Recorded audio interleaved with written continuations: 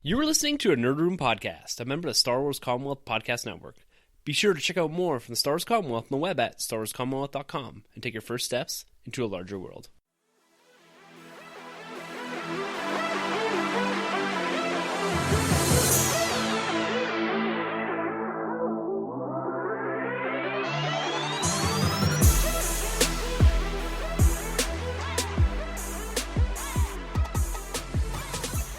Hey everyone, and welcome to the Nerd Room, where we talk all things comics and movies. This is episode number 56. We're discussing Star Wars Rebels Season 3 mid-season trailer.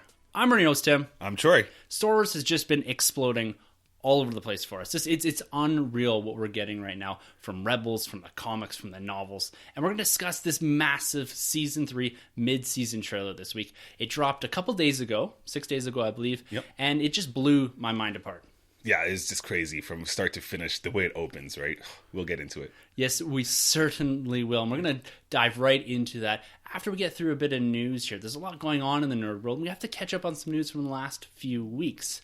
But off the top here, we just wanted to throw a few things out there and do a little roundup from around the Star Wars Commonwealth. And first things first, we want to congratulate Rob Cass. He's one of the newest members of the Star Wars Commonwealth, and he just welcomed into the world his second child. Everyone's happy, everyone's healthy, and from the Nerd Room, we just want to say congratulations. Congratulations, man. That's great news. And now Rob, like I said, he's one of the newest members of the Commonwealth, and he does host the Roman Pod and Cast, which is his original podcast, but he's also now hosting a new show that falls underneath the Talk Star Wars branch called the Talk Star Wars Roundtable, and it's a really unique podcast. It's focusing in on the listeners, and it's inviting the listeners in to be a part of the podcast. So with varying hosts from around the Commonwealth, once a month you're going to see these episodes drop that do include Knights of the Commonwealth and include listeners. So you're going to have a chance to be on a podcast to talk with the different hosts about Star Wars. I love that idea. It's such a great concept, right? It's really cool. And they dropped their 0 episode a couple weeks back where they kind of go through the format and what this new podcast is actually going to be. And we do know that they have recorded their first episode. So look out for that dropping very soon over on the Talk Star Wars feed. Nice. So keep it locked here in the Commonwealth. Yes, definitely. And congratulations again, Rob. We're really happy for you guys. And continuing on with the Commonwealth here, Ash from over at the Skyhopper podcast. She's doing some fantastic stuff on YouTube right now. She just did a really cool video on the iconic scene from Empire Strikes Back, the I Love You, I Know scene. She kind of breaks it down and brings it into a new light. It was really interesting when she was going through it. It had put a different perspective on it for me. And now I completely think of the scene totally differently. So I really like what she did. So make sure you go check out what she's doing over on the Skyhopper podcast YouTube page.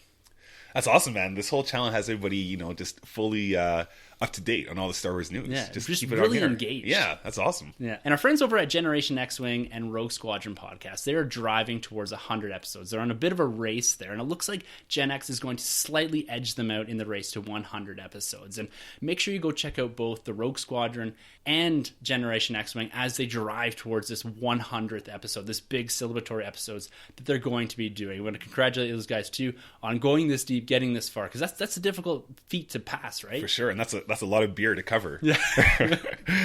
Shout out to the Rogue Squadron there. Yeah, good stuff, guys. And lastly, we want to throw out a belated happy birthday to Corey over at the Tumbling Saber podcast. These guys are absolutely killing it out there. They've added a third podcast, Journals of the Willing. It's a really cool podcast breaking down more of the literature side of Star Wars. And rounding that out, make sure you guys go and check out all of the podcasts within the Star Wars Commonwealth. There's Talk Star Wars, Tumbling Saber, Generation X-Wing, the Rogue Squadron podcast, and the Skyhopper podcast. A lot of great content dropping, covering different aspects of Star Wars and also other parts of the nerd world. And speaking of the nerd world, there's quite a bit of news to get through this week, and we're going to cut it down a little bit because we want to spend some time on this Star Wars Rebels Season 3 trailer. But let's jump into some of the more controversial news here.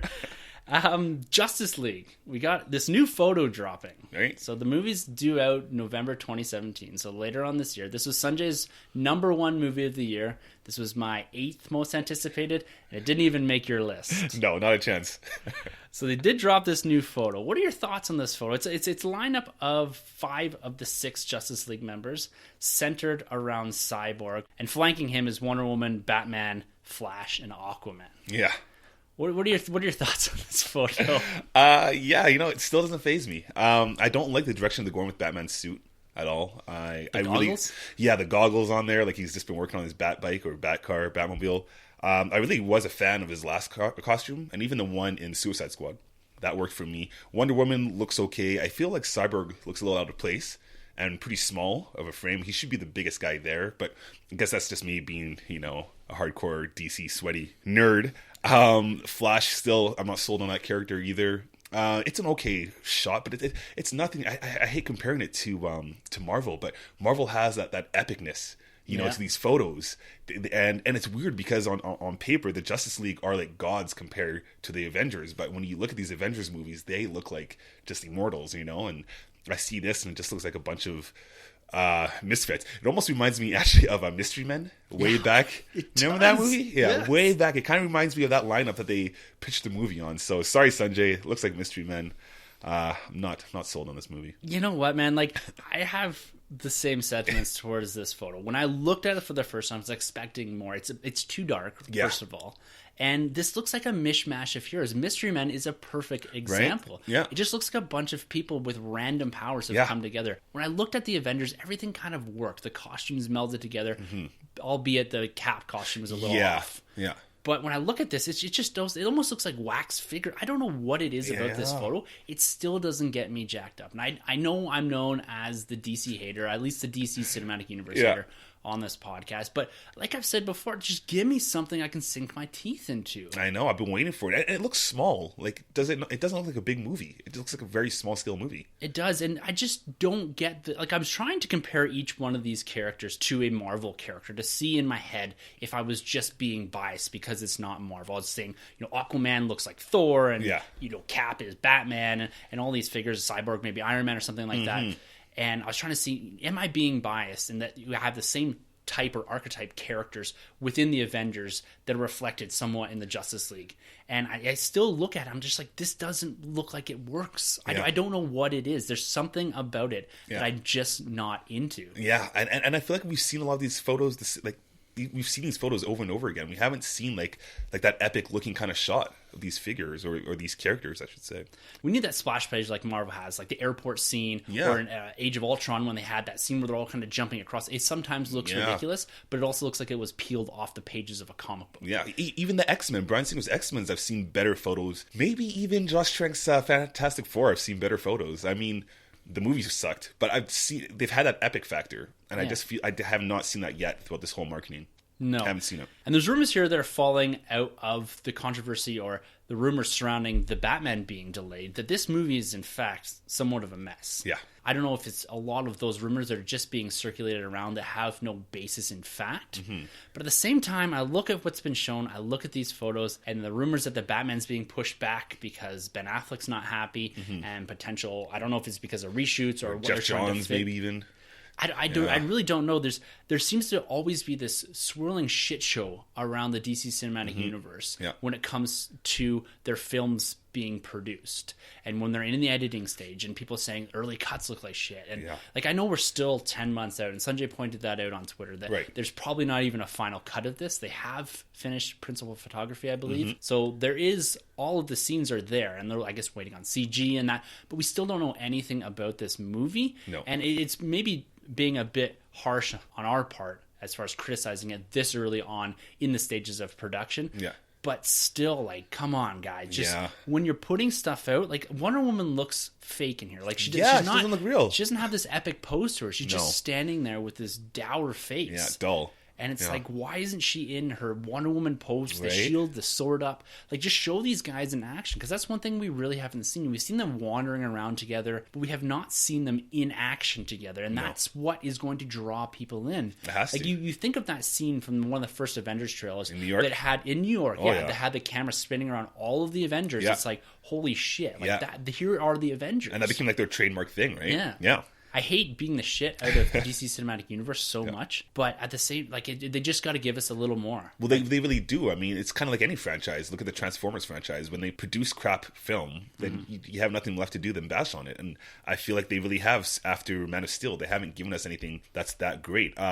I know there's some people out there that like Batman vs. Superman or even like Suicide Squad, but for the most part, it's been pretty 50-50. Yeah. No critics have really gone on to like any of these films. So, yeah, they need to step it up. They do. And That's going to be all of our DC knocking around for today. We're going to jump over to Marvel. And we've expressed in the last couple episodes here, particularly when it comes to Marvel Comics, that we haven't been particularly thrilled with what's dropping as far as the events. You had the opportunity to finish Civil War 2, and I mentioned my disappointment in that series last week. Now, I'd like to hear your opinion.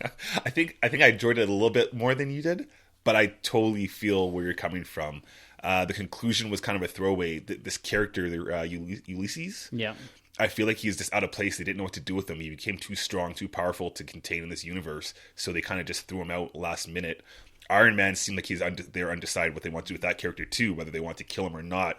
I feel like they did want to kill him, but they've kind of put him on ice. Yeah, well, that's essentially it, right? Right. But actually, the cool thing is, because I haven't been much of a Cap guy like you have, at least on the Steve Rogers side, but I did go back and look at those issues, and reading that totally made me like this story arc, this event a little bit more, knowing that he was kind of the master planner behind all these things.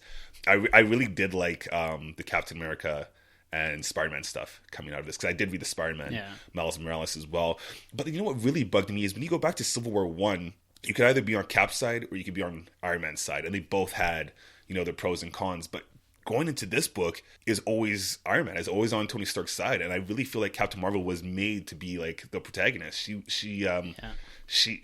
just like the bad guy the whole time. I found myself confused sometimes as to what side each, like, we've been talking about Tony being a futurist, right?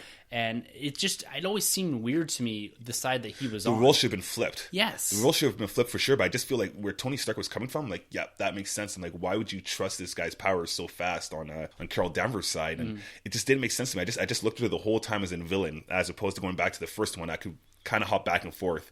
You kind of could feel like you were Spider-Man in the first one, that you kind of would go back and forth between these two heroes. Whereas this one didn't work at all for me. I was just like, yep, I know where this is going. I'm totally on Tony Stark's side, and I really felt that was the right side to be on. It seemed like more of a jumping off point. So I didn't hate it, but when you compare it to the original Civil War and even the Civil War that was in Secret Wars, like, they're both really well done. Yeah. And this, I'm just like, I don't know. Like, and Carol Danvers is kind of weird because she like full out tried to kill Tony Stark. Yeah. Like, that just seems so out of character. Like, when you go back to Civil War 1, Cap was not trying to kill Iron Man, and Iron Man wasn't trying to kill Cap. No. Whereas Carol Danvers like totally went out and like tried to kill Tony Stark. I just felt that's very out of place. And just the way it ended, I just felt it was like this big build-up. There's a lot of really cool scenes there. Yeah. I love the Old Man Logan going into the future with you. That was my favorite part of it, the whole book. Yeah, I really liked it. I felt like the first 3-4 issues were great. We got some really good action sequences. David Marquez, his art, it saved the book. Yeah. Right? It was unreal. It was so good. I agree with you fully there. Like, right through it, and it was consistent. Yes. That's nothing I love. Exactly. Some of the other events, you get the lack of consistency of art, and it switches almost sometimes panel to panel. Right. And this was consistent right through. It was beautifully done art. It was. The covers were just fantastic. Yeah. That last cover, even with the Iron Man helmet with holes in it. Man. So good. Poster right there. You know what's funny? Carol Danvers, like, was it just me, or did you see like Charlize Theron? I was like, wow, like, that could be Miss Marvel. I mean, obviously they're not going that route, but just a small little thing there. Well, I saw Brie Larson when I watched the Golden Globes this past Sunday, and she stood up and I was like, wow, that looks like Captain Marvel. Nice. I was like, whoa, this is awesome. Oh, I'm excited. So nice. Speaking of which, did you have a chance to catch them? Golden Globes, that was the show. Jimmy Fallon wasn't really present. No. You know, his great line I liked was the Chris Rock impersonation. I thought that was hilarious. But you know who was the comic relief was Steve Carell. Yeah, that was the best. Yeah, it was so good. Yeah, they're quite hilarious. It was nice to see Atlanta getting some love there, and La La Land cleaned up. I can't wait to see that movie. Actually, I'm a musical guy, so can't wait to see that movie. Yeah, you saw a nice diverse cast of people getting awards, and a lot of different shows. Yeah, La La Land got a lot of the movie stuff, but a lot of the TV shows was quite spread out as who was getting awards. So it's nice to see something that wasn't the same movie over and over again, especially a movie that I haven't seen yet. Yeah, exactly. It's good. I really feel the Golden Globes do put on a better show than the Oscars, but the Oscars, like, what counts? Yeah, Yeah, I fully agree with you there. Yeah. And while we're here talking about comic books, a little segment that I think we're going to start doing here, we're going to see how it goes over the next couple of weeks, is our comic book pick of the week. One of our New Year's resolutions, or Nerd Year resolutions, was to get back into comic books a bit more and talk about comic books more on the podcast. And we thought, what a better way than discussing one of our favorite comic books from our reading week, and not particularly from our recent poll list or anything like that. It's just a comic book that we've picked up and we've read. It can be old, it can be new, and we'd love to hear what you guys are loving at the moment in comics. So, nice. Troy, What's your comic book pick of the week? Yeah, my pick of the week, man, it is going to be Thor, the Unworthy Thor. This thing is solid, man. I do have like the old volumes of God of Thunder, Thor, which is pretty cool, but I've never been the biggest Thor guy, but I picked up the Unworthy, and man, this thing is just jam-packed. The art, again, is awesome.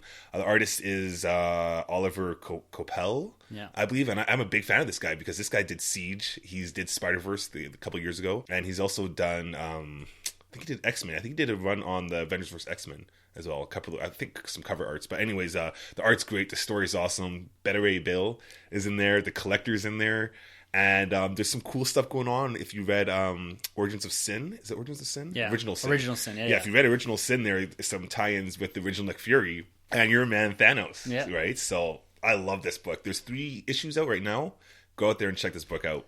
Great stuff. I agree. I absolutely love the series too. There's even a nice tie to the Ultimate Thor series. Yes, of course. Which ties into Secret Wars as well. Yeah. And what happened with that whole Thor's thing, right? Yeah. So there's a lot of really cool books coming together there. It requires somewhat of a depth of knowledge of Thor. Yeah. But I have to fully agree with you. Yeah, it's an awesome book. Great stuff, eh? Yeah. So that's why I wanted to ask you, does this connect to your guy Thanos then in your series going on? And Thanos is just Thanos... Is it just titled Thanos Ongoing? Yeah, so does it connect with this book at all? Not yet, okay, at least. So my pick of the week is Thanos number 2, Thanos number 1. It's that whole series. It's absolutely fantastic. It's really hitting on a modern take on a Jim Starlin story. You're getting Star Fox, Nebula, Thanos. Like, there's a lot of characters in there that remind you of the old Jim Starlin days, but they've pulled you out of that Jim Starlin-esque art, which sometimes is hard to grasp onto. That whole Infinity War, Infinity Gauntlet type art. Like, it's very Jim Starlin-esque, but this is taking almost what you saw in the Avengers Hickman run, that type of art. No way. So it's really cool, really well done. The story is like right out there cosmic, and it fits into my wheelhouse. It's a bit crazy sometimes, and some of the characters, you look at them, particularly like Star Fox and that, they haven't really updated them that much, so it looks like they've pulled them right out. But Nebula seems to have more of that Guardians of the Galaxy look to her. Cool. The Thanos story, about spoilers for the Thanos book, about Thanos dying, is really cool, and he has a couple badass scenes in the first couple issues here, so high recommend there. But no, it's not really tying yet into the Thanos book, at least the couple issues that I have read. I might be an issue behind. So this must go quite a bit of ways from Civil War 2, issue 0, how Thanos took out War Machine, basically. Doesn't really tie into that. Like, he's gone back to the worlds that he controls, and Corvus Glaive was sitting on his throne, and that Corvus Glaive kind of ties into the Hickman run, and so there's a lot of really cool stuff going on there. So there's some really good stuff. As much as we've kind of beat the shit out of Marvel the last couple of weeks, there's some really good stuff going on some of these new ongoings, and picking up on some of these threads that were left dangling for a year. Well, that's just it. I mean, going back to Thor, like it's nice to finally have some kind of ties to Secret Wars, because we haven't really had anything tying back to that. So it's really cool that we get that in, I think, issue 1. Issue 1, yeah. It kind of ties directly into that idea. And if you hadn't read Thor's from Secret Wars or even the original Sin stuff, you wouldn't really know what's going on. Yeah. But this is really the first appearance of Thor in quite some time, the Unworthy Thor. Exactly. Like, you saw him in Secret Wars. Yeah. But beyond what happened in Original Sin when it became Unworthy, like, you haven't seen him for that long. That's right. So for the second week of January of 2017, our comic book picks of the week are The Unworthy Thor, issues 1 through 3, and the new Thanos ongoing, issues 1 and 2. So stepping back into Star Wars here, there's rumors that Woody Harrelson is up for a part in the new Han Solo anthology movie. Yeah. And the rumor is that he's up for the mentor role to Han Solo. What are your thoughts on, first of all, Woody Harrelson entering into the Star Wars universe? I like it. I think that fits for that role. I could totally see this guy being a scoundrel. Just going back to even Hunger Games, the character he played. Right? Yeah, I think that works. I really like to see that. I didn't even think about a mentoring character going into this movie, but now I'm like, yeah, I'm on board. I don't know in the extended U if Han had like a father figure instead, or I really don't know. There's some Han Solo books out there that take place roughly about the same time. I've never read them, but apparently there is somewhat of a mentor figure out there that this character could be. Yeah. But when I look at Woody Harrelson, I still just don't see him in the Star. I just watched this movie he was in. I think it was called 000 or 999. It was this really weird... The cop one? Yeah, the cop one. Yeah, okay. Yeah. And I started watching it because it was on Netflix, and I was kind of bored one day. And the cast is unreal. It's stacked. Yeah, Anthony Mackie, Mary Paul, like all these crazy actors. Oh, yeah. Casey Affleck's in it too. Yeah. But he plays like this like dirtbag cop, like just like this drug addict, drunk cop. Yeah. And I look at that, and I look at some of his other portrayals. I never really felt that he fit that well into the Hunger Game universe either. Have you read the books to those? Yeah, I have read the okay, books. so that's why I guess you. I really don't know. Like when I read the books, especially 2 and 3, I'd already seen 1. So that's the character I always put into that. So I never really imaged him as someone else in my brain when I was kind of, as you read, you kind of do your imagination thing. Yeah. But I just don't feel he's the right actor for that role. I don't know what it is. Do you think it's too much of his personality? Like he's kind of too big? Yeah, in a way he's to be too in Star much Wars? Woody Harrelson. I think I won't see the character he's playing. I'm going to see Woody Harrelson. When you look at the actors that they've cast for this, Aldrich Einreich and even Donald Glover, I feel that he can act well enough that I won't see Donald Glover. I won't see the character from Community. I'm going to see Lando Calrissian. Right. And even Emilia Clarke. I feel like she's going to be a nice presence on the screen. Yeah, and transform into that character. Yeah. But when I see Woody Harrelson, I just see Woody Harrelson. That's a good point. The only thing that kind of saves me is the Kanan book, actually, funny enough. The Kanan book, he goes from a Padawan and then he kind of gets adopted by like this pirate figure. If they can kind of play with that kind of role, that idea of like this pirate, smuggler, scoundrel taking on this young Harrison Ford character, or Han Solo, I should say, then I'm kind of sold on that idea. Interesting, because when I look at it, I see potentially the villain in the movie. Okay. Yeah, we don't even know who the villain could be. No, so the Empire is going to be in the periphery here. I think you're going to see stormtroopers. You're going to see hints of what's going on in the background.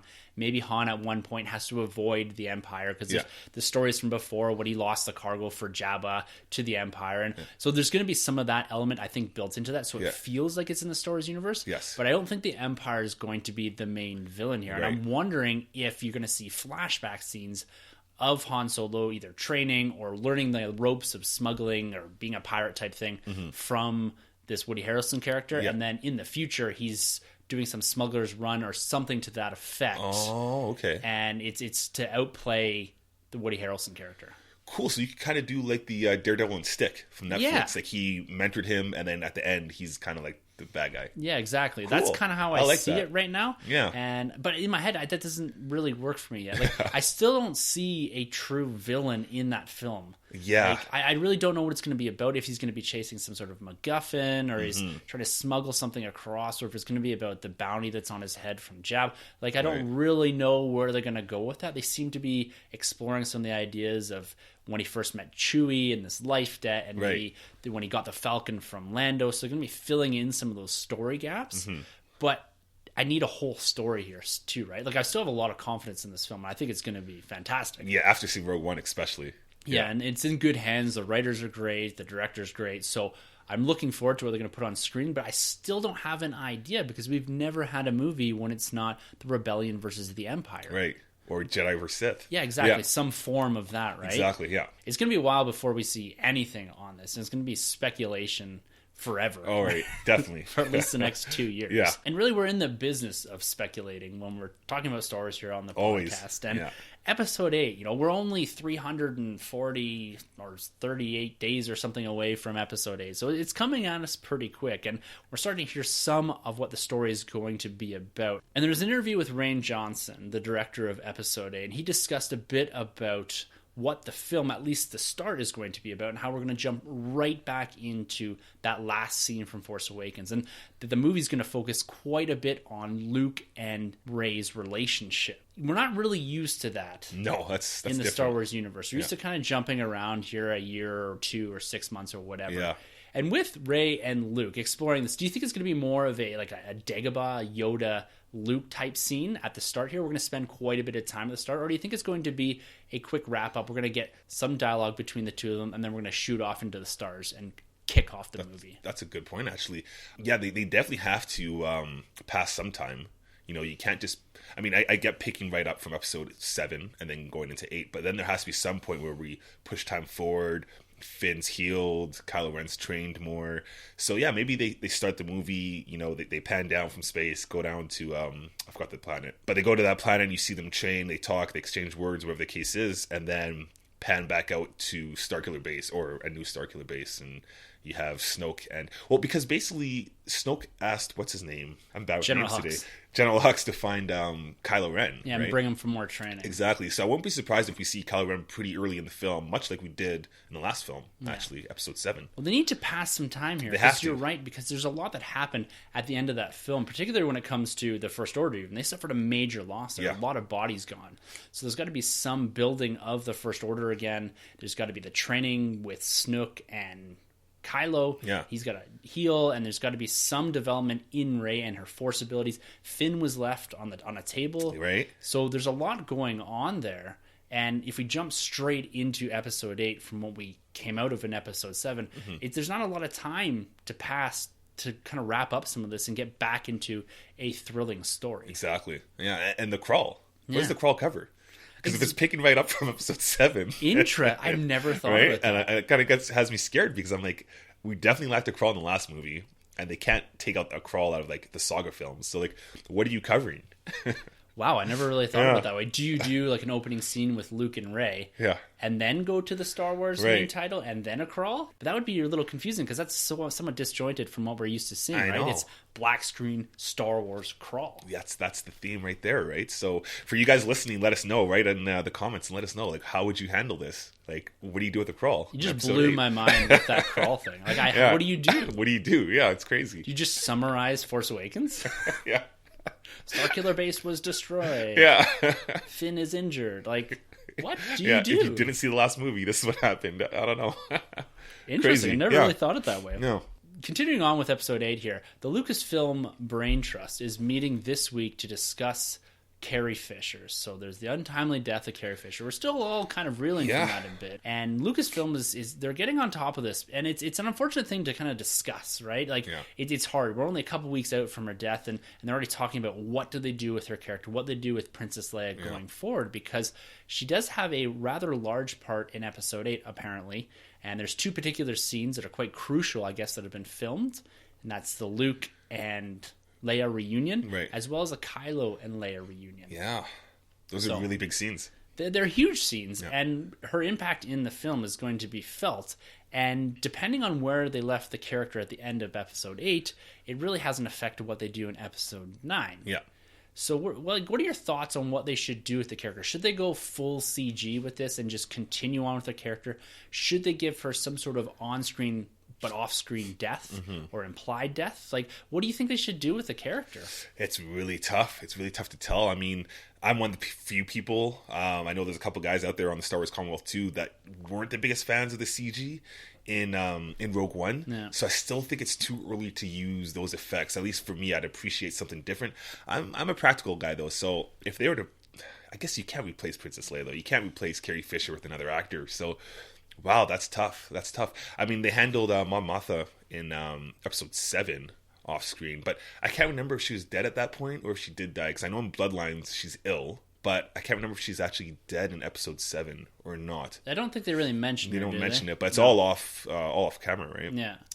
So it just depends where they end Episode 8, where that character is, and how do you handle her. I mean, you could do maybe the Fast Furious kind of thing, like Paul Walker, where you kind of have someone's body in and then double her face over top. That's the Tarkin type it's still thing, the right? Tarkin thing, though, right? So I'd like really to see tough. them finish out whatever arc they had planned for Princess Leia, for Carrie Fisher. Like, I feel maybe it would be slightly of a disservice to Carrie Fisher to yank her out or give her a premature death without expanding on the character or giving her that full arc. Yeah.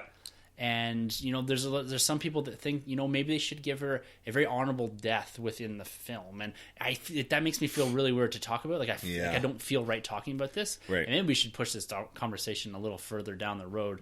But being that Lucasfilm is discussing this right now, it is a topic that we should be discussing, because it's going to come down to Disney making a decision. And I don't really know if whatever decision they make is going to find favor with people. Like, there's always going to be people that are upset that they've taken the character a certain direction because of her death, or people are going to be upset that they went the full CG route. So I don't really know if they can win here. Yeah, how do you satisfy both parties, right? So, and I really don't even know where I stand. I think I'm still struggling with the idea of, you know, giving her an on-screen death, because it seems too real right now.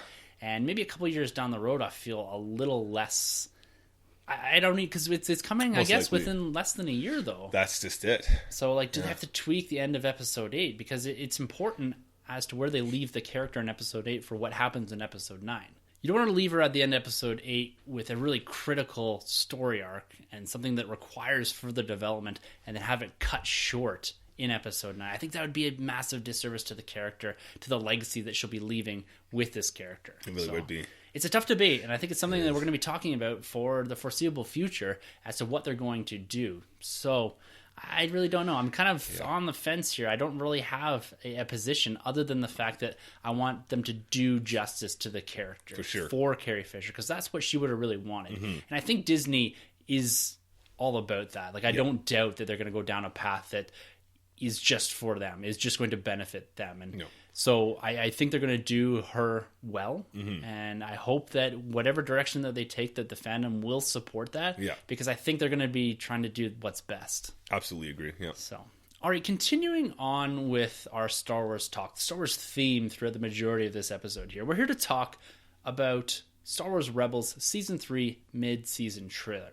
We did have the opportunity to watch the first episode, or the first 2 episodes, actually. Yeah, the bonus, yeah. Yeah, The Ghost of Geonosis. And you can catch our discussion of that on our weekly after-show podcast, Rebels Alert, which is on the same feed you're listening to right now. Just go back and check that out. We go into some detail about Saw's appearance and the connections to Rogue One and the overall arc that we see a lot of these characters going through and how well that episode was received by both of us. It was, yeah.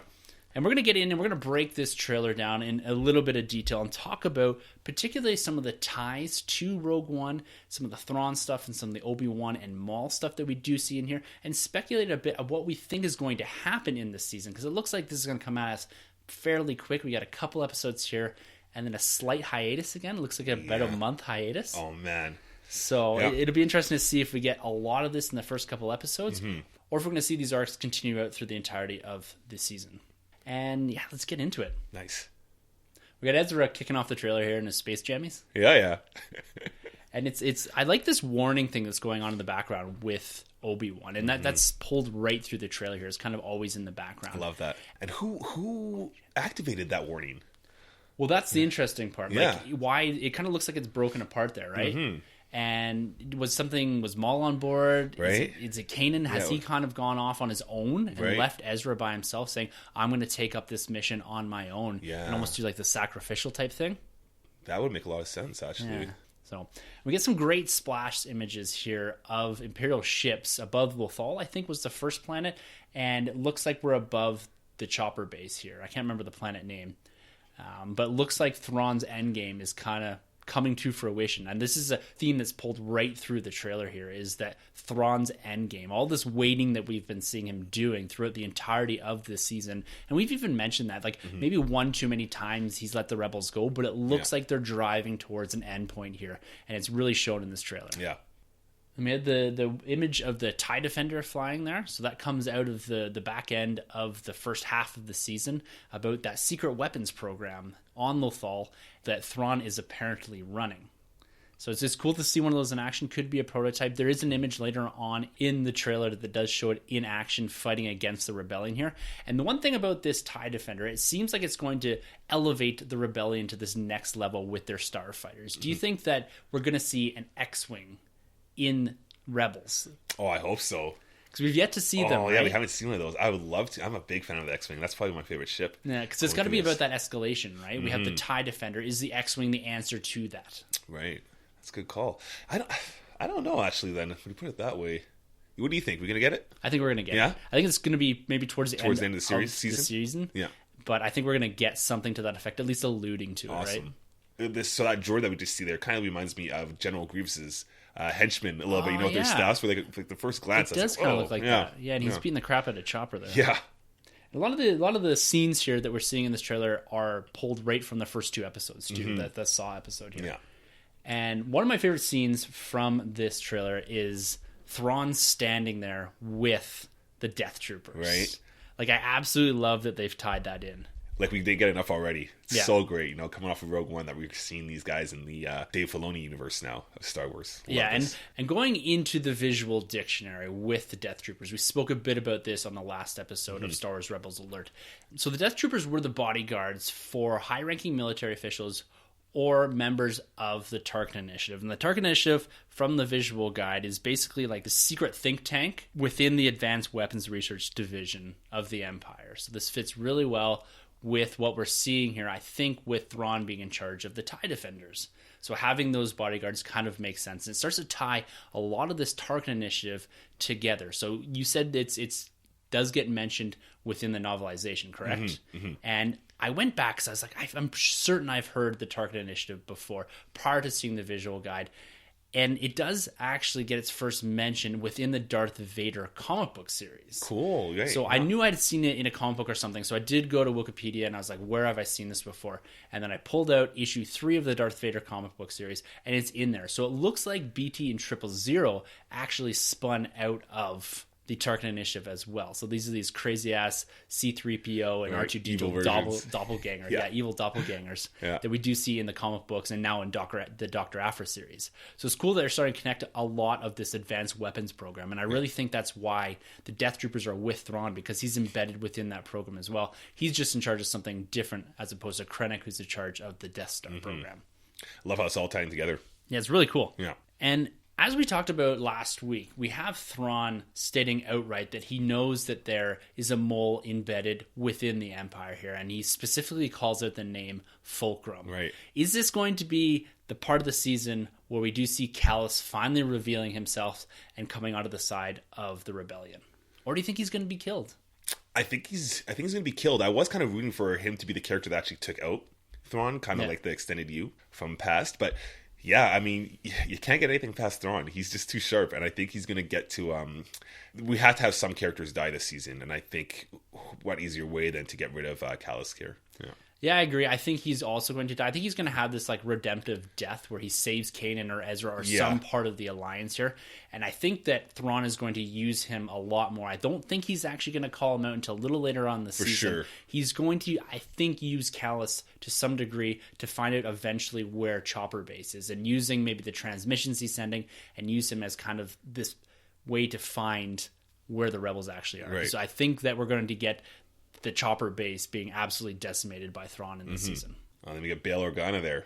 And we get the whole committee there. We get Mon, we get Bail, and we're starting to see the Rebel fleet here, which is really cool. These big frigates, the Hammerhead corvettes that we saw from Rogue One, the Mon Calamari ships, and we're starting to see the Rebel fleet come together, which is a really cool concept. So we're finally seeing, after numerous seasons, these different cells finally coming together to form the Alliance and of the Rebellion. So we saw in Rogue One that I still don't think they were that fully cohesive unit. You had the committee and people were disagreeing, and we can't do anything without the panel, without the democracy. But at the same time, it's nice to see those seeds being planted in Star Wars Rebels. I absolutely love seeing Bail and Mon and all these characters pull right through here. Yeah, just seeing them grow. And like you mentioned before, space battles. We're getting a lot of space battles going on here. Yeah, I think this is where we're going to start to see these epic space battles. We have finally the Rebel fleet coming together here. They can oppose in a much larger way the Empire here. I don't think they're ever going to match gun for gun the Empire here, but they can put up a bit more of a fight. We're seeing a lot more of these epic type Return of the Jedi space battles, right? Like these huge space battles with numerous Star Destroyers, the large Mon Calamari ships, and the Rebel fleet itself actually opposing the Empire. And we do get right here from Governor Price, her speaking to Grand Moff Tarkin, who's reappearing, which is it's really cool to start to see a lot of these Rogue One, a lot of these New Hope characters coming together here. She does comment about multiple Rebel cells making a coordinated attack is something new, something we haven't seen before. So it's really cool to hear that we're going to see some awesome space battles coming forward here in this back half of the season. For sure. Do you think we'll see Wedge pop up piloting any of these ships? He's actually in this trailer. Oh, yes. Okay, nice. He does show up briefly in his TIE fighter gear, as well as what looks like his A-Wing gear as well. Cool. So it's interesting because I think it's one of the Aftermath books, think it's the first one, he does describe his first couple missions with the rebellion as being an A-wing pilot, and him actually crashing on the top end of a volcano and breaking his leg. Oh, that's right. I think we talked about that actually the first time he appeared. And we were wondering, when is that going to happen? Yeah, cool. So hopefully we'll get even more ties into the books, into those novels, where we do see him actually going on some sort of mission with an A-wing and crashing and breaking his leg, tying all of that together. Man, huge. So in the episode here, we do see a lot of Zeb under strain, it seems. And I was kind of running this through my head throughout the day. Do you think Zeb is going to die at the end of this season? Probably. I was one of the people that actually thought he was going to die even last season. Yeah. So I've kind of been on the wagon here, being like, Zeb's going to die any minute now. I wouldn't be surprised if he bit it this season too. I mean, a character like him has to go, right? He's such a, I don't want to say iconic character, but he makes a presence in this series, and to not see him ever brought up or anything like that in the OG series or the original trilogy, it'd be kind of weird, right? So I find that his character hasn't been getting that focus. I don't know if they're preparing us for his death, right, and trying to pull him back a bit. I feel like he's going to have one of these really big epic death, like a sacrificial death. Yep. But if I had to pick anyone from the Ghost Crew right now to die, exactly, it is Zeb. Like, that's 100% what I'm thinking. And yeah. I don't know, like, would it change that dynamic of the show a lot? Like, it would definitely change it. No. But would you miss the character? Well, that's kind of a silly question, because of course we're going to miss the character. He's a great character. Yeah, especially with him and Ezra, the chemistry is great. Yeah, but the arcs that they're building, like when you look back at the last episode, one of the comments we made was that they progressed a lot of the characters in there quite a bit over a single two-parter episode. Yeah. Like Hera got her due, Sabine's going to get a ton of story going forward here. And Ezra and Kanan seem to have a large story that may be coming to more of a conclusion. But when I look at Zeb and what they've done with him this season, he had some moments at the end of last season with Callus. Yeah, he's kind of like the Hawkeye, in this band of Rebels, especially because he kind of fulfilled his arc already in the season 2 there. Yeah. They pushed him as far as he could possibly go. And revisiting Sabine's arc here, like, this Mandalorian arc, I'm really excited for it. Like, if we go back a couple episodes, and you can hear me describing how I wasn't super thrilled with the Mandalorian arc because I'm not really invested in it or engaged in it. But seeing what they're doing here with Sabine and the Darksaber and the Super Imperial Commandos and the back. Mandalorians, like, it looks like she's going to take up maybe her rightful mantle. Yeah. And take over the show. Yeah. Like, she's pushing Ezra right out of the show. She's taking over. And then we got her mom, or who could potentially be her mom? Potentially, right. I wonder if they're fully going to explore that arc of her mom in here. Like, it looks like they are, because you do see Finn Rao commenting to her, if you can take the Darksaber and get your mom on side, basically, then we can unite our people. Right. So, and maybe against the Empire. Exactly. So we'll see. Or maybe they'll explore that in season 4?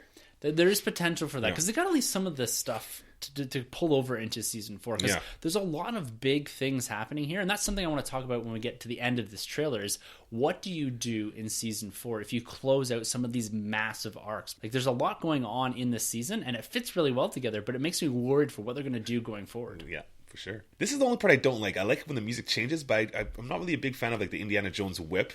Almost like the lasso of truth from Wonder Woman. Exactly, yeah. It's kind of like, I don't really need that, but everything else is great. I love the music, like you mentioned, when it drops, that just sets the tone. Yeah. What about her shield, her cap shield? See, I love that shield, because that's from the original Clone Wars, when it was like animated, like the cartoon. Oh, really? Yeah, there's a scene when Obi-Wan is battling some bigger droid, and he's deflecting his lightsabers with that shield. So that's cool that they brought the shield back in Rebels. Straight from that cartoon. Really cool. And when she holds up the Darksaber here, like you just mentioned, the music swells, and you get a whole tonal shift in the trailer.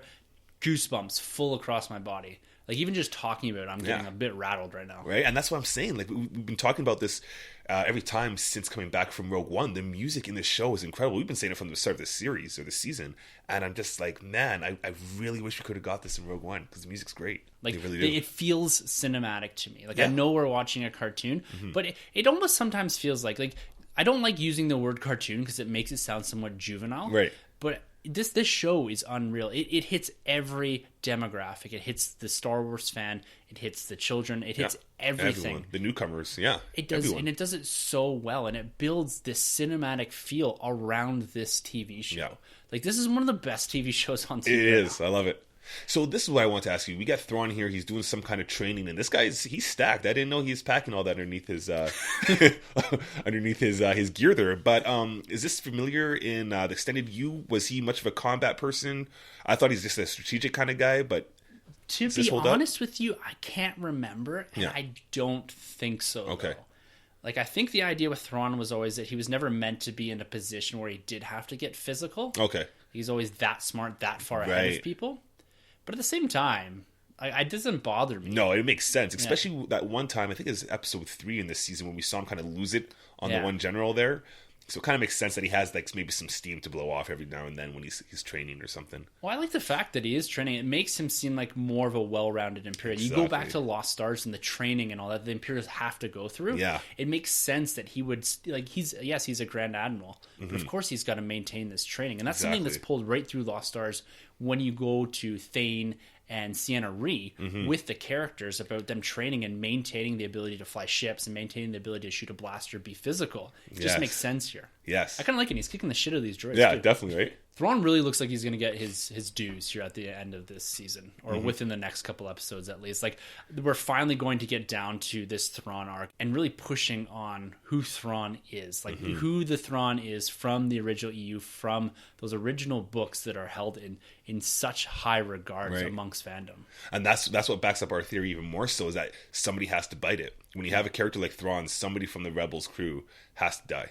And you're almost limited to the Rebels crew because a lot of the characters like a Wedge or a Gold Leader who you see kind of in the background here, potentially, Mon, Bell, like you can't kill any of these characters, right? So you're limited on who you can kill. Yeah. And Callus, I think he's one of these characters that he was predictably fulcrum, and I think you can predict his eventual death. Right. But it's not going to have that same weight behind it, that emotional attachment to a character. Yes, he's probably going to have some sort of sacrificial death, but if you flip that and do Zeb saving him or Zeb saving part of the crew and sacrificing himself to Thrawn, I think that makes sense. Like, that's who I'm calling. Oh, yeah. Hands down. And then Sabine here towards the end of this trailer, she's got Ezra's lightsaber in her hand, and she's fighting Gar Saxon. Looks like he's challenging her for the Darksaber, for control of whatever part of Mandalore. Or Death Watch. Yeah. Even, yeah.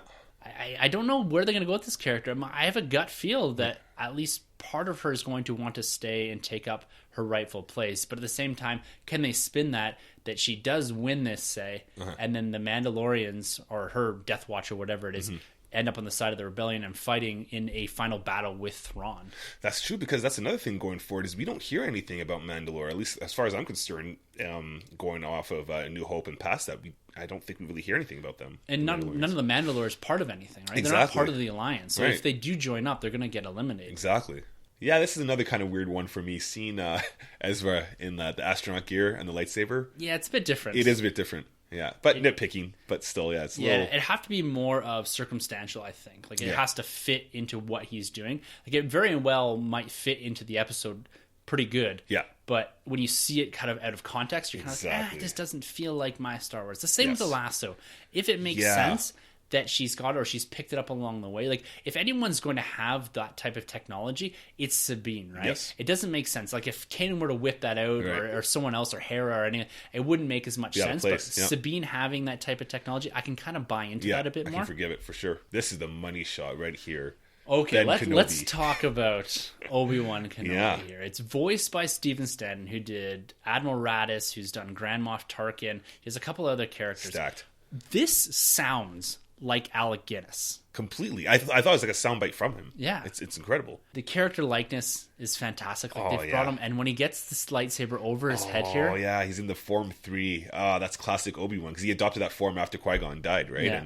And he's such a great-looking animated figure here, too. Like, going back to the two other previous Obi-Wans that we've seen on the cartoons, this just looks great. I love it. The Clone Wars had his beard was what particularly bothered me. Like, it's pretty square, like very shape-like, right? I think that was just the style of animation, and they've kind of tweaked that a bit into Rebels. They've kind of gone a little bit away from that squarey, boxy, rounded it off. Yeah, almost like pixelated type beard or whatever. But him sitting here over top of the fire, like, it just looks so good. You just look at him and you're just like, I want to know this guy's story the last 19 years, right? I just want to know what's been going on with this guy. Wow, incredible. Yeah, and he's approached here by Maul. At least the way they lined it up at least looks that way, right? So a lot of this trailer, like when we look at Star Wars, they're never ones to give away much.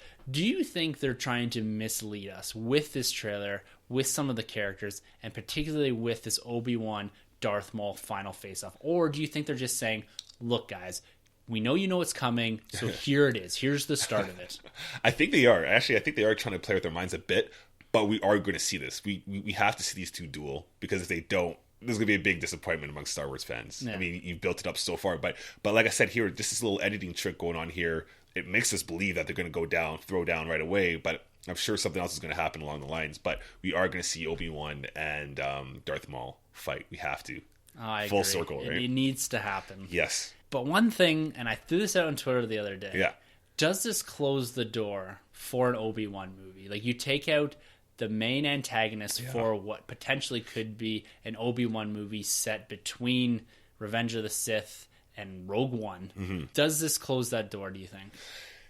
They might. I mean, like I mentioned before too, they're walking a very fine line here, because they have to tread so carefully, even more so with him as opposed to Darth Vader last season, because he hasn't gone by Obi-Wan Kenobi in quite some time. You know, he says it in A New Hope.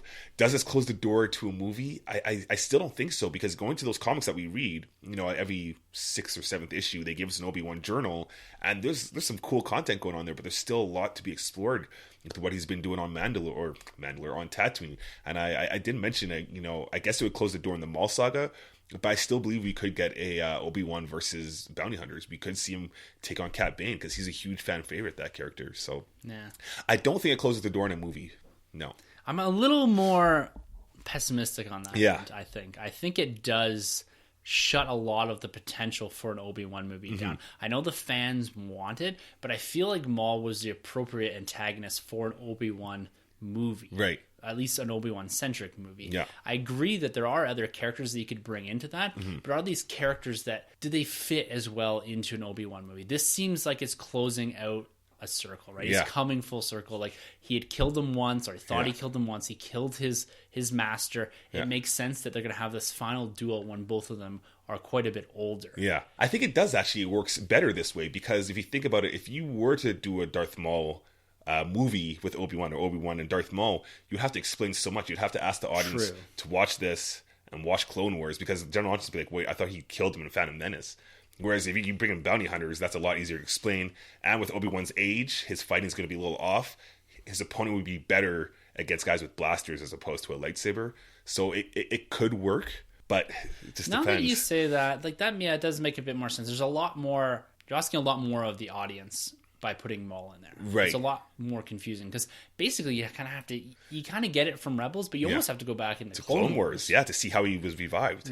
Yeah. Do you think this duel is going to injure Obi-Wan to the point where his fighting style slows down quite a bit? Oh, that's interesting. I didn't even think about that. So we kind of asked for that in Rogue One with Vader. Yes. To demonstrate why that fight is a bit slower. And I think we come back to this. It's a bit nitpicky sometimes, but we're always curious as to why that fight is so much slower. And if we get Obi-Wan going into this Jedi pose and having a duel of sorts that is quick and up to the standards of, say, more of the Clone Wars type dueling, and even into what we saw in Rogue One with Vader. Right. Could this be an answer to Obi-Wan, why he's slowed down? Yeah. Because Maul's going to have to get his licks in. I just don't want to see Obi-Wan go in there and just beat the shit out of Maul. Like, I need this to have a good duel, and maybe even a side story going on with Kanan and Ezra at the same time. Right. Like, something big's got to happen here. And I think this is going to be something that's relatively soon in this story. I don't think this is going to be the season finale here. Yeah, you know, I actually really like that pitch. I didn't even think about that, because his fighting's out of whack when he goes up against Vader there. But that would make sense, you know, if Maul got at his leg or his shoulder, and that's why his Form 3 is a little rusty. I don't think he even has Form 3 in that fight. But I like that idea. I like that idea a lot. Ultimately, Obi-Wan would win, but he would win with the cost. Yeah, right? exactly. I think that's what they have to do for this. And going forward, this season looks unreal. And I had mentioned a little early on about we have these massive Maul Obi-Wan arcs seemingly coming to somewhat of a close. The Thrawn arc may be coming to a close. Like, I don't know if Thrawn's going to make it out of this season. I really hope he does. Yeah. But what do they do in season 4? Dave Filoni had mentioned in the past that eventually we're going to see the Battle of Scarif from the Rebels' perspective. Could that be what we lead up into season 4? Ooh, season 4. I think season 4 would still be a year apart. I guess you could. I think you'd have to jump the timeline of it. You'd have to go outside of this year by year type. Yeah, thing, right? The only thing is, I'm pretty sure we are guaranteed 5 seasons. So I think we'd maybe see the Scarif fight closer to season 5. But like you said, we could jump time. But where do you go forward? I think you definitely have to hold on to Thrawn. I think this is going to be Thrawn's season where he wins. I think there's going to be a huge blow dealt to the Rebel Alliance. Yeah, so they're going to destroy the base, I think. Yeah. And then we're going to move probably to Dantooine, which is mentioned in A New Hope as the next abandoned Rebel base prior to getting Yavin 4. Yeah.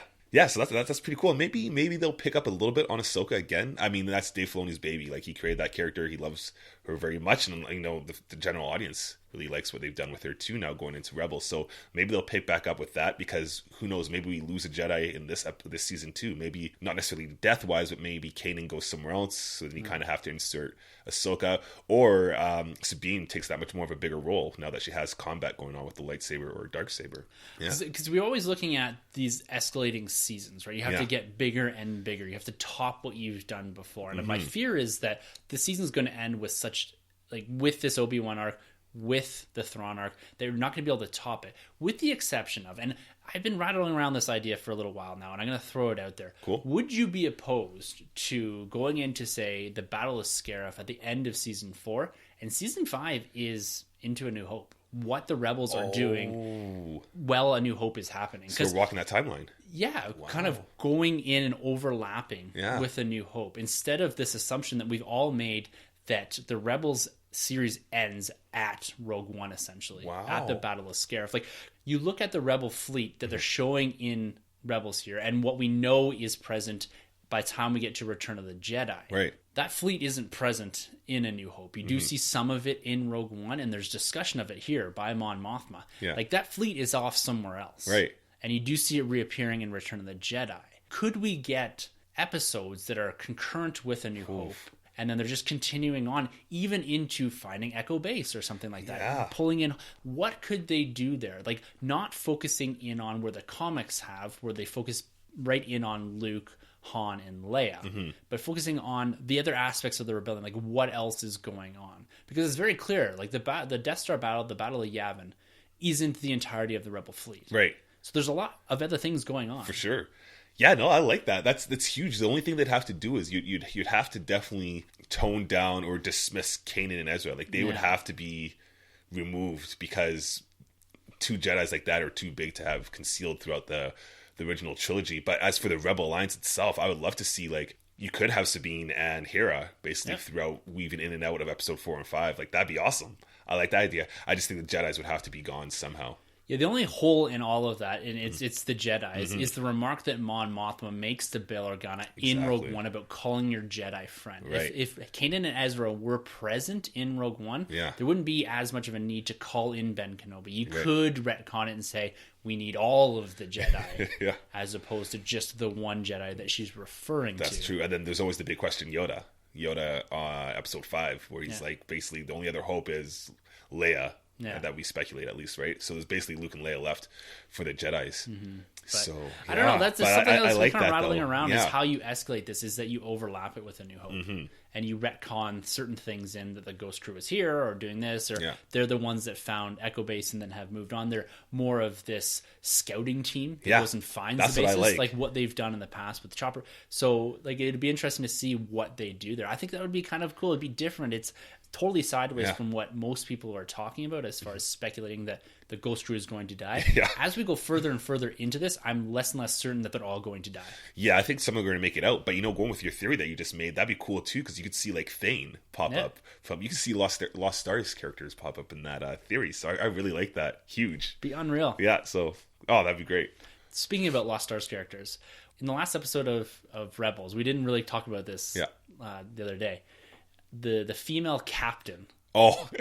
Did you think at all that was either Sienna Reed or there's Admiral Ray Sloan? Yeah. Yes. Yeah. I thought it was. Is it Sloan? Yeah, it is Sloan. That's who I thought, just because the age wouldn't match up with Sienna. Yeah, her being a captain, yeah. But with Ray Sloan there, I was like, oh shoot, is that her? Because they have released images of both those characters. I was like, maybe that's her, but no, apparently it wasn't. I can't remember her name. They said her name, and it's not that. Yeah. It's kind of like at first I was like, oh my god, I know. tying it in. So this trailer was absolutely fantastic, and this is how you originally got me into Rebels by saying, hey Tim, watch the mid-season trailer for season 2. That was my entry point into Rebels. That was the Vader and all that. That's another character that we could see pop up in season 4 too. Right. Like he's on Mustafar maybe. Oh man, the castle. Yeah. But I love what they're doing here. I'm super excited to continue to discuss this and for them to build this universe. It's just incredible. We've called it on Rebels Alert numerous times. This show is the glue that holds together the entirety of the extended Star Wars universe. From the books to the comics, it ties in absolutely everything. Yeah, it's a must-watch, right? Definitely. So that wraps up our discussion of the Star Wars Rebels Season 3 mid-season trailer. Yeah. There's so much going on in the Star Wars universe. We've got lots of books coming down the pipe. I'd like to talk a bit more about the comics here in the future episodes. And every week we're talking Star Wars Rebels over on Star Wars Rebels Alert. That drops every single Monday. We're kind of breaking down each individual episode. And we're also doing a massive MCU retrospective series. We talked a bit about that last week, and we've kind of developed it a bit further. We're looking at Iron Man. We're going to drop that episode on Wednesday, January 25th. So make sure you keep tuned in for that. That's going to be a bonus episode. That's not going to be a Nerd Room episode or a Rebels Alert episode. That's going to be its own separate retrospective series. So we're going back for the next 16 months and actually looking back with hindsight of what we've seen with Civil War, The Avengers, Age of Ultron, and how they've developed through the MCU from their humble beginnings. Yeah. Make sure you keep in mind that that's dropping on January 25th and kind of tune back in here to the Nerd Room to catch up on all your MCU movies. Yeah, keep it locked here for Star Wars, MCU, and Oscar bait. Yeah.